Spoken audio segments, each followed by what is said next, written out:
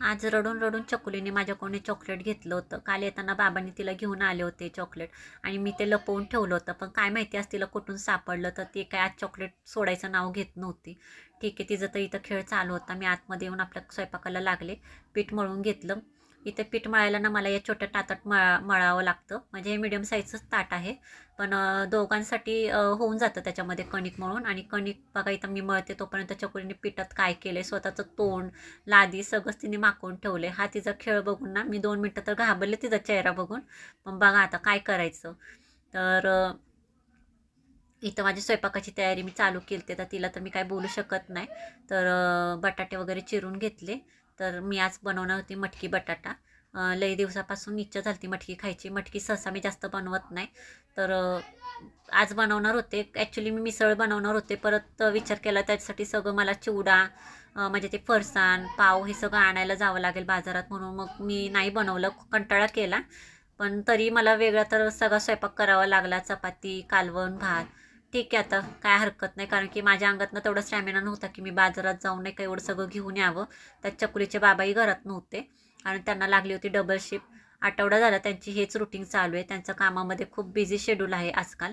त्याच्यामुळे ते जास्त घरात नसतात. मग मला एकटीला तेवढं पॉसिबल होत नाही प्रत्येक गोष्टीसाठी बाहेर जाऊन यावं. कारण चकुलीला घेऊन जाणं खूप अवघड काम होतं. तुम्ही बघू शकता तिची तीसुद्धा किती करामत चालू आहे. सारखं तिचं काही ना काहीतरी वळवळ चालू असतं. आणि आता या 2 आठवड्यात ना मला तिची फारशी अशी ह्या गोष्टीची ना सवय झाल्यागत झालं आहे. कारण की तिचं हे लुडबुड लुडबुड आता ते बघत बघत स्वयंपाक करणं ना मला आता जमायला लागले. पहिले खूप जास्त चिडचिड व्हायची, आता नाही होत.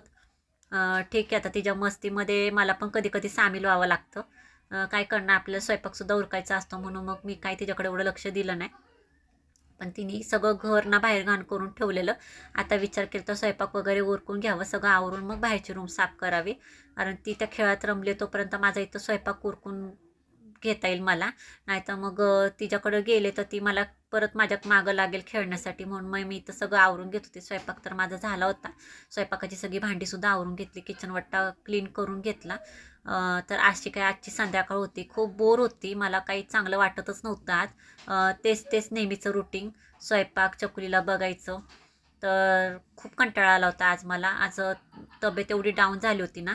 तर ठीक आहे, तर असा काय होता आजचा ब्लॉग. तुम्हाला कसा वाटला तर नक्की बघा शेवटपर्यंत. आणि काही वाटलंच तर कमेंट करा. आणि जास्तीत जास्त शेअर करा. सबस्क्राईब करायला विसरू नका. तर संध्याकाळचं हे रुटीन तर माझं हे असंच चालू राहील. तर चकुलीने सुद्धा बाहेर खूप राडा करून ठेवला आहे. चला आता घरसुद्धा आवरून घेते आणि जरा आराम करते. भेटू नंतर.